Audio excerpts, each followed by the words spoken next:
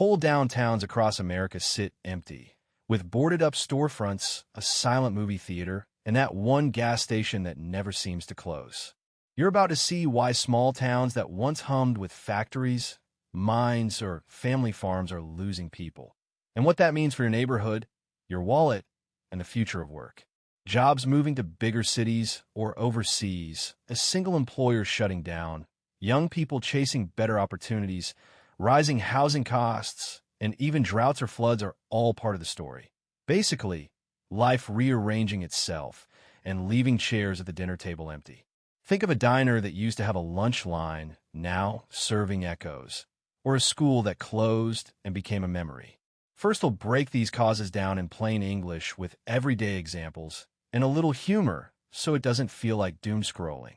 Stick around and you'll learn how to spot a town headed that way, why some places flip the script and reinvent themselves, and what signs to watch if you're planning to move, invest, or just understand why your favorite roadside stop looks different. By the end, you'll know the surprising tricks that revive towns and the warning signs you shouldn't ignore. The great exodus from the Rust Belt and rural heartland. Manufacturing plants shutting down and farms needing far fewer hands have emptied many main streets across the Midwest and beyond. Cities once known for steel, autos, and assembly lines, places like Detroit, Youngstown, Cleveland, Flint, and Gary, have seen steady population loss, while countless small farming towns in states such as Iowa and Kansas have watched young people leave for college and never come back. This movement out of the Rust Belt and the rural heartland is not a single event. It's a chain reaction that starts with jobs and ripples through every part of community life. When a factory closes or automates a process, the effect is immediate and plain to see. A worker loses a paycheck and a customer base for the local diner shrinks. The nail salon that relied on those lunches sees fewer clients, and the small grocery has to cut hours. Simple.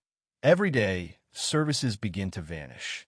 Schools merge or shut because there aren't enough children, and that makes families think twice about staying. Hospitals consolidate to bigger towns, so an ambulance ride that used to be 5 minutes becomes 30.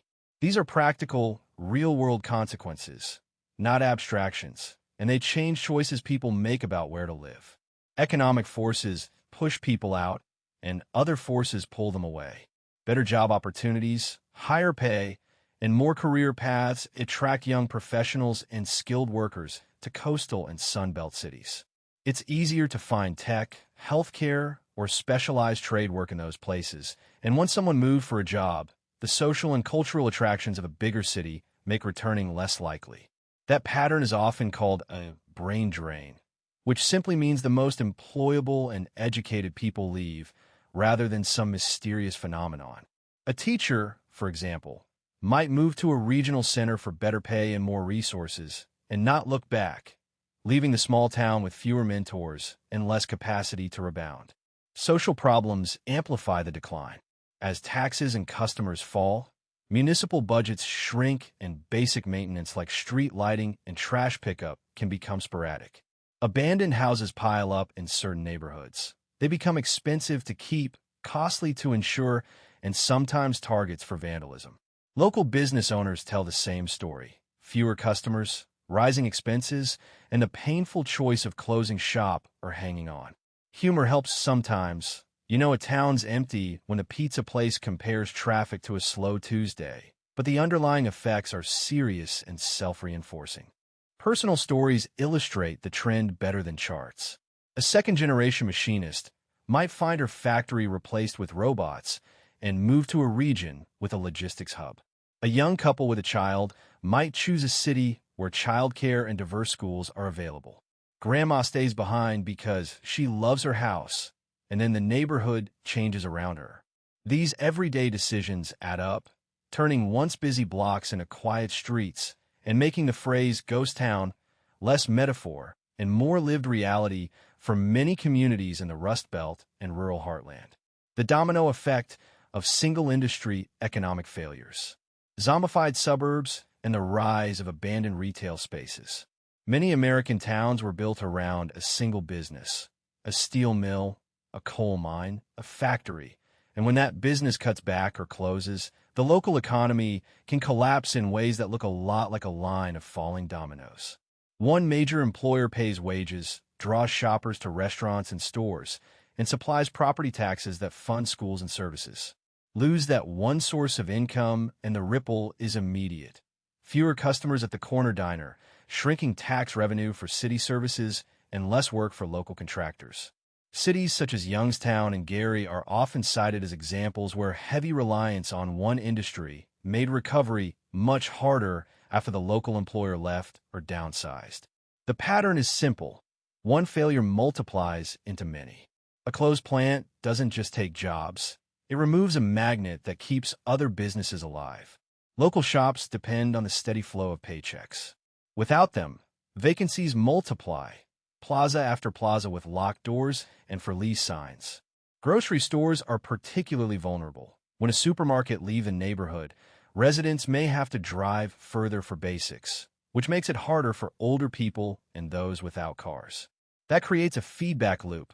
Fewer customers, fewer services, and more people moving away. It's the kind of cascading effect that planners warn about, but it's also something people notice in everyday life. Neighbors packing up, fewer kids at school, and a main street that looks sleepy at midday. Suburban shopping centers and strip malls are turning into what some call zombified spaces, seemingly alive at a glance, but hollow inside. Big box chains and department stores have closed many of their locations in suburbs, leaving large empty shells. Malls like the one that once anchored a community can go from bustling on weekends to eerie halls with a handful of kiosks and a lot of plywood. Some of those old retail spaces are simply left vacant, and that creates real problems. Increased blight, lower nearby home values, and sometimes a rise in petty crime. It's a visible sign that the local economy is unbalanced. Not every empty retail building is doomed forever, though. Adaptive reuse happens when communities or developers find new purposes, turning a shuttered mall wing into a medical clinic, a community college satellite, housing, or even light industrial space. The conversion of old indoor malls into mixed-use districts has worked in some places, where retail gives way to housing, offices, and green space. Other options are more modest and practical. Pop-up markets, community gardens, and small manufacturing that serves regional supply chains. These aren't magic fixes, but they blunt the domino effect by bringing different revenue streams and people back to the area. Fixing the problem requires thinking beyond quick retail fixes and toward economic diversity. Encouraging small business incubators, supporting workforce retraining, and offering tax incentives for new types of employers can help disperse the risk that comes with relying on one industry. Municipal leaders can also use vacant retail as a resource. Temporary markets, civic spaces, or neighborhood health centers keep foot traffic steady and give local entrepreneurs a chance to grow. It's not glamorous work, and it takes patience. But when the town stops acting like a single falling domino and starts building a broader base, those zombified suburbs can become lively places again, slowly, and sometimes with a little unexpected charm. Deceptive real estate traps in declining housing markets. Low prices in a weak market can look like a bargain, but they often hide costs that the sales listing never mentions. Sellers might omit major problems on purpose or because they don't know them, and unpaid bills tied to the property, called liens, can surface after closing. A lien is simply someone else's claim on the house for unpaid taxes, contractor work, or a mortgage. Think of it as discovering your bargain car still has someone else's loan attached. One real-life example. A buyer took ownership of what seemed like a cheap house only to be hit with an old contractor's unpaid bill that became their responsibility. Not fun, and not inexpensive either. Predatory financing shows up a lot when neighborhoods are sliding. Lenders or brokers can push loans with low introductory rates that balloon later, or they'll layer fees so the monthly payment ends up much higher than advertised. Some sellers offer to finance a sale themselves, which can be fine when done honestly, but a bait-and-switch happens when the buyer is promised fixed terms and then finds out the note is adjustable. Borrowers who aren't careful can end up paying more than the house's value. And sometimes the paperwork is so confusing that even a lawyer has to read it twice. A common caution from local agents is to get any loan vetted by an independent advisor before signing.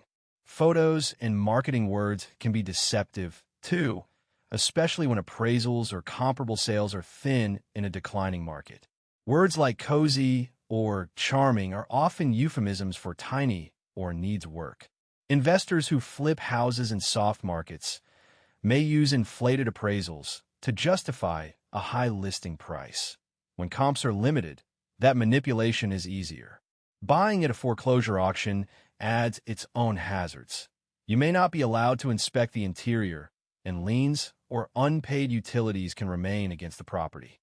Title insurance and a careful title search are essentials because they reveal hidden claims and help prevent surprises that could cost much more than the purchase price.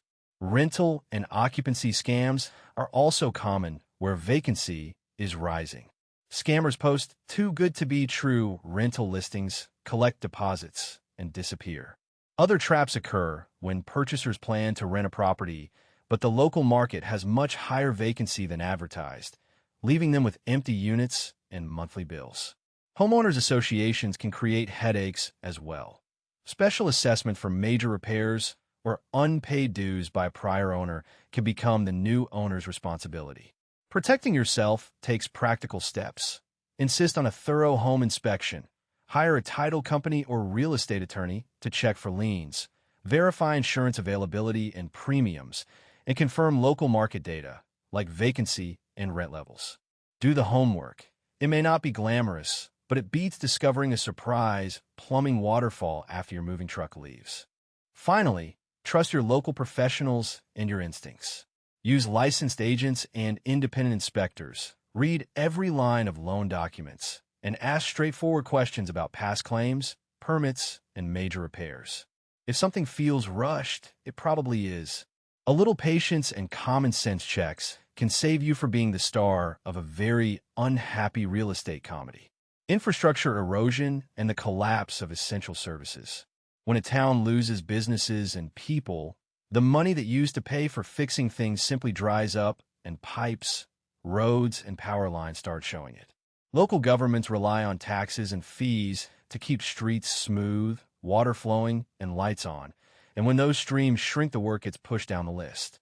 Potholes appear faster than they can be patched, streetlights blink out and stay dark, and bridges get weight limits instead of repairs. It's the kind of slow unraveling that first annoys residents and then makes it hard for any new shop or family to consider moving in. Aging water and sewer systems are especially brutal because their failure hits health and daily life hard. Lead or bacteria in drinking water clog sewers backing up into yards, and failing septic systems turn everyday tasks like cooking or doing laundry into risky chores. The loss of trust in a town's water can follow residents for years. Once people stop trusting the tap, they start thinking about moving. Power infrastructure also strains under rising demands and extreme weather. Extended outages can shutter small manufacturers and restaurants permanently. For homes and businesses, no electricity for days is not an inconvenience. It's a business killer. Broadband matters too. Without reliable high-speed internet, students struggle with homework, telemedicine is impossible, and remote work jobs vanish. Towns without connectivity become digital deserts, and younger workers often leave for places that actually stream video without buffering. Hospitals, clinics, schools, post offices, and emergency services are the backbone of any livable place, and when they weaken, the consequences are immediate and personal. Rural hospitals have closed or scaled back services in many areas when patient numbers and reimbursements don't cover costs, sending people on long drives for basic care. Ambulance response times grow, and a health emergency stops being a medical issue and becomes a logistics problem. Schools that consolidate or shut down force kids on longer bus rides and push families to consider relocating. Volunteer fire departments struggle when younger volunteers move away, leaving fewer hands to fight a barn or house fire. Everyday life compounds into hardship. Mail arriving less often means businesses can't easily operate, and social isolation increases when community meeting places fade. The breakdown of one service tends to drag others with it, creating a loop that accelerates decline. Reduced services lower property values, which lowers tax income, which further cuts maintenance. Round and round it goes. Some towns respond by banding together to share resources. Regional health clinics, county-managed road crews, or community-run broadband co-ops are practical fixes people try when money is tight. Simple steps can help too, like prioritizing repairs that keep businesses open and ensuring emergency routes remain passable. It's not glamorous work, but keeping the lights on, the water clean, and ambulances moving often decides whether a place fades away or holds on. A little neighborhood grit, some clever budgeting, and yes, occasional fundraising bake sales can make a world of difference. Because infrastructure isn't flashy, but it is what keeps a town from becoming a ghost. The demographic death spiral and youth outmigration. Many small towns are shrinking because young people keep leaving and fewer babies are born to replace them. This sets off a simple but powerful chain of events. When a young leave, schools get smaller or close, shops see fewer customers, and local taxes fall. A high school that once had lively Friday night games ends up with a handful of spectators, and that loss is not just about sports. It's where new friendships, jobs, and future families used to form. Jobs are a big reason. Farming and factory work that once supported whole neighborhoods now needs fewer hands thanks to machines and larger corporate operations. So a teen who grew up sweeping the diner counter might go to a city for college and find a tech job instead of returning to the town where the only hiring sign advertises seasonal work. Broadband and modern amenities play a role too. The place where you can't get reliable internet or a decent coffee shop feels less attractive to someone starting a career or a family. Little things pile up. The only grocery closes, the nearest hospital is a long drive, and suddenly raising kids seems harder than moving. The results are painfully ordinary. Streets that had morning rushes slow to a trickle. Churches host more potlucks than youth groups, and once full playgrounds gather more leaves than laughter. When a town loses its grocery, seniors who cannot drive become isolated and families weigh whether to stay or leave for convenience. One closed business can make another less viable. The barber shop closes because the grocery shut, and the cafe shutters because the school consolidated with a district in the next county. It's a domino effect, and humor can feel thin when the dominoes are people's lives. That cycle feeds on itself. As services shrink, the town becomes less appealing for young people, so even those who thought they might stay find it harder to do so. Returning college graduates face limited housing options and few part-time jobs, while friends build social lives elsewhere. Some places have tried practical fixes, bringing in better internet, promoting remote work, supporting small entrepreneurs. And when they work, they create new reasons for young adults to stick around or return. Still, reversing the spiral takes time and deliberate choices by communities. A packed diner on a Friday night can't be replaced by nostalgia alone. It needs customers, and those customers are often the young people who decide whether a town will keep living or quietly fade. Climate displacement and the abandonment of high-risk zones. Rising waters, longer fire seasons, and repeat storms are making whole neighborhoods less livable, and people are starting to leave not because they want to, but because they have to. In plain terms, when a place floods every few months, when heat waves make it hard to work outside, or when a wildfire can circle a town in hours, families face a choice between constantly repairing and finally moving. You can see this in coastal communities where erosion eats away at yards and roads, and in small towns near forests where the smell of smoke signals another forced evacuation. The result is not sudden desertion in most places, but a steady unraveling of daily life that pushes residents away. Local economics accelerate the process.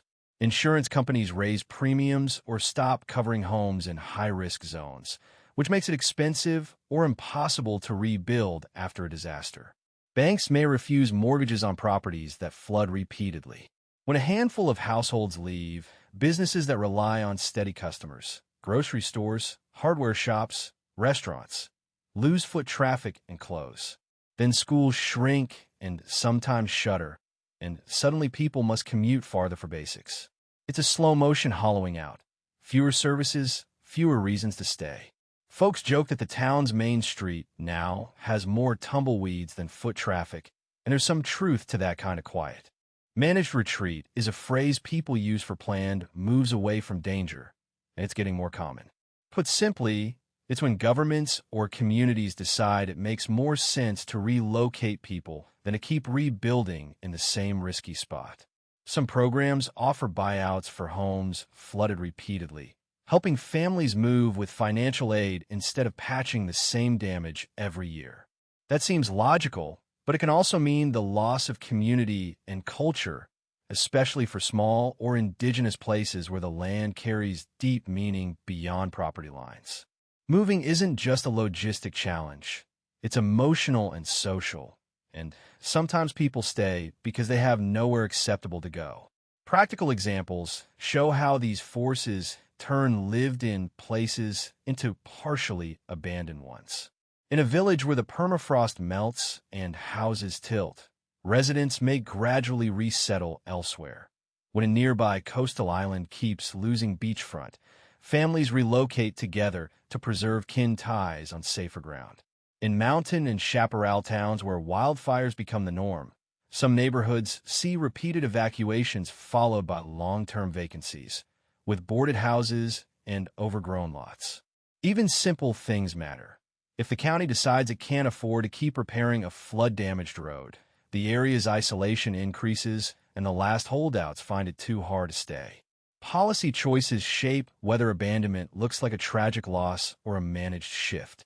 When funding supports affordable relocation, job retraining, and new community centers, people have better chances to rebuild stable lives elsewhere. When support is patchy, low-income communities, those least able to move, get stuck, and their neighborhoods thin out as those with means leave first.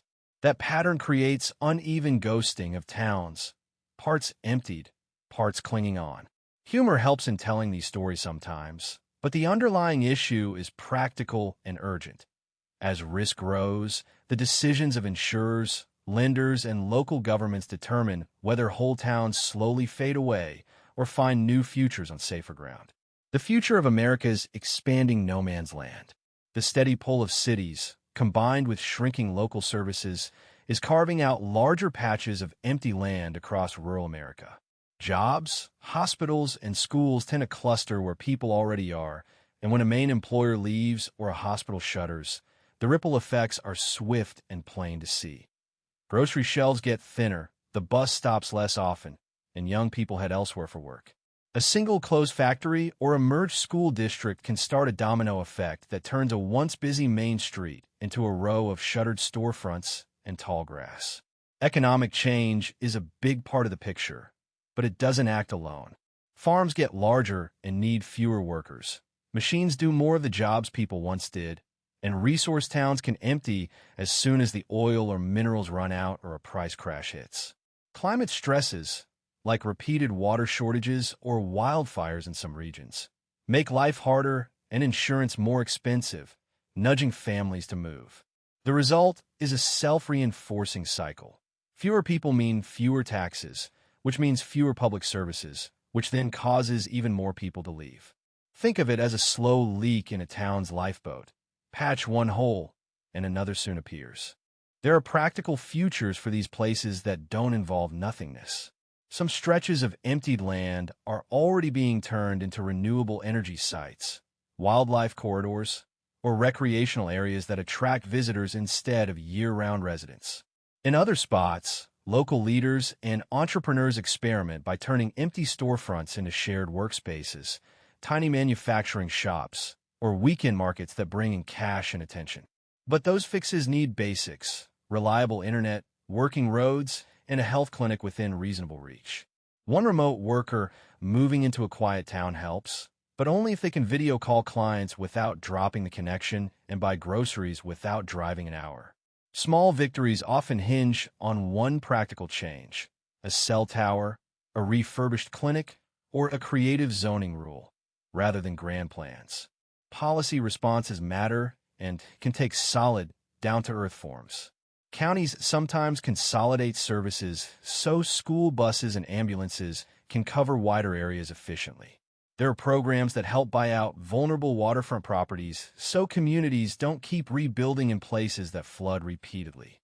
Mobile health units and telemedicine can fill gaps where hospitals have closed, and targeted grants for broadband can make remote work and online businesses viable. Local leaders can also encourage adaptive reuse, turning an old feed store into a co-op grocery, or letting artists use empty buildings as studios to bring foot traffic back. These are not miracle cures, but they're practical steps that change daily life in clear ways. The next map of rural America will likely be patchwork. Pockets of thriving small towns, wide stretches returned to nature, and clusters repurposed for energy or recreation. Some areas will become more desirable as people seek space and lower costs.